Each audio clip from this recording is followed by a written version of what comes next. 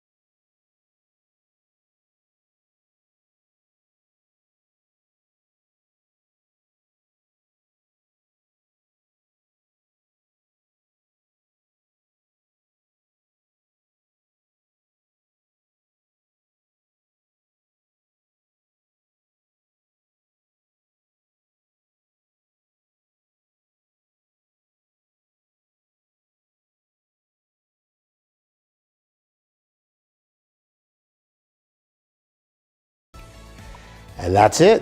And this is the brand new Samsung remote. As you can see, it has a traditional styling from their high-end remote from last year. With two new buttons, there is the addition of Disney Plus, as well as that 3-card button at the top right-hand corner. Does have a built-in battery, which is rechargeable via USB Type-C, which is great, as well as solar charging. You can use your indoor lights, it doesn't matter. And this now supports charging of radio waves or radio frequencies. So your radio waves in the house will charge this remote to use. All right, we have our TV on our TV stand, and just remind you guys, when you're doing the setup again, make sure you get somebody else to help you, because this TV is very light and super thin. So you don't want it dropping, you don't want to break or damage anything. So we're on the setup screen after you powered it on, and you have two simple options. You can either use your smartphone or remote step-by-step. I'm going to use a remote step-by-step because not everyone might have a Samsung smartphone, or of course use SmartThings. So I'm going to start the process. It says check your smartphone for a QR scan if you want to use your smartphone. I'm going to go back to previous, and I'm going to move over to the right and go remote step-by-step. Boom. All right, let's do that. So it auto-detected two devices connected. As you can see, all you need is Samsung Smart Remote. It has, of course, my Xbox Series X, as well as my PlayStation 5. And already my PlayStation is connected and turned on. I can turn on those devices if I choose to, which I will right now.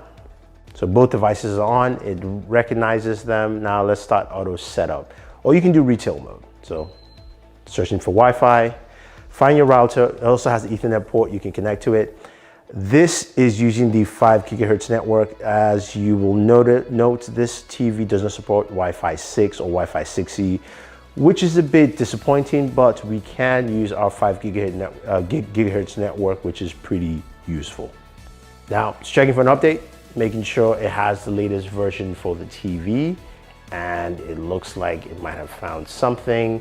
Install that update now or do it later. Go ahead and do that. Let's let the update process do its thing. All right, so we can go ahead and sign into our Samsung account, or we can create a new one, or we can skip. But I do have a Samsung account, so I'm going to go ahead and do that.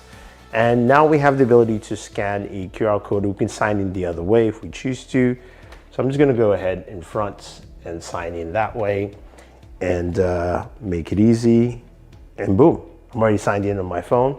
got it. As you can see, my name's there. Of course, my email is blacked out. And then we can set up a PIN, or we don't have to. I'm just going to skip setting up a PIN. Extra offers based on your account, register my product serial, turn on customization, services. I'm cool with that, and I'll just register my product. Boom. It's okay. Done. Keep everything that matters. Okay. Let's see. Save your settings and easily restore, like that stuff. Broadcast information. Downloaded list of apps. Agree to storage of backup data. Yep. Okay. Cool.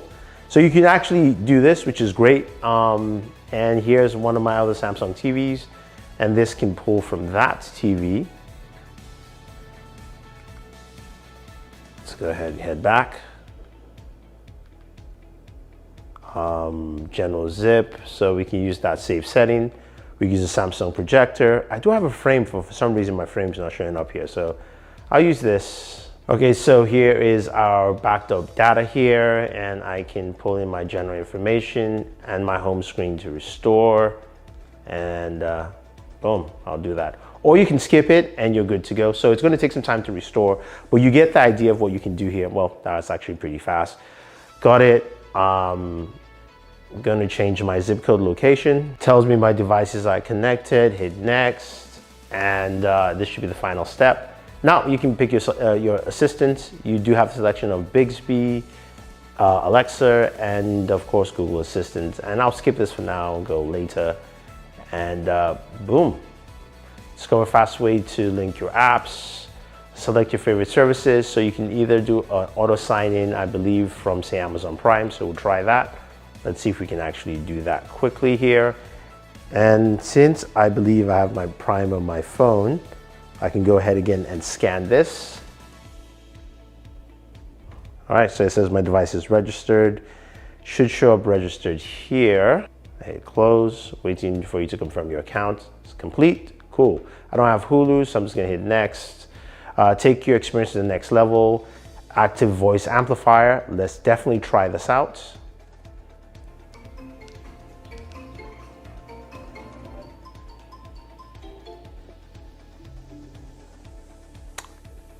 And here we have it. This is our new dashboard layout. So we have an optimization prompt that just came up. Will adjust automatically to match your room. I have the thing on mute. So this is the layout we have. And remember that 3 button I mentioned earlier? I believe this.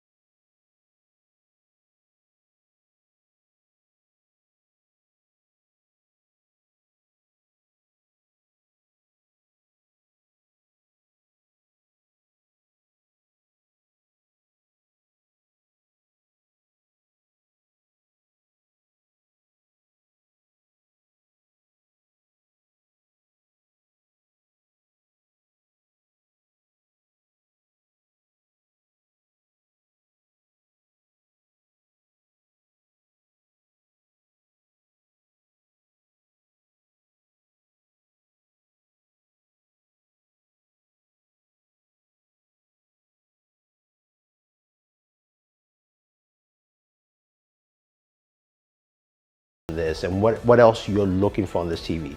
I mean, this is excellently priced at $2,999 for an OLED TV from Samsung. Much cheaper than most people expected for the 65-inch, while the 55-inch is priced at $2,199. So there's a lot to see here with this TV. Can't wait to try it out, especially with this new interface. I'll give you guys more thoughts on this as we go along. So don't forget to like, share, subscribe, guys, and always enjoy your entertainment, and catch us on the next one.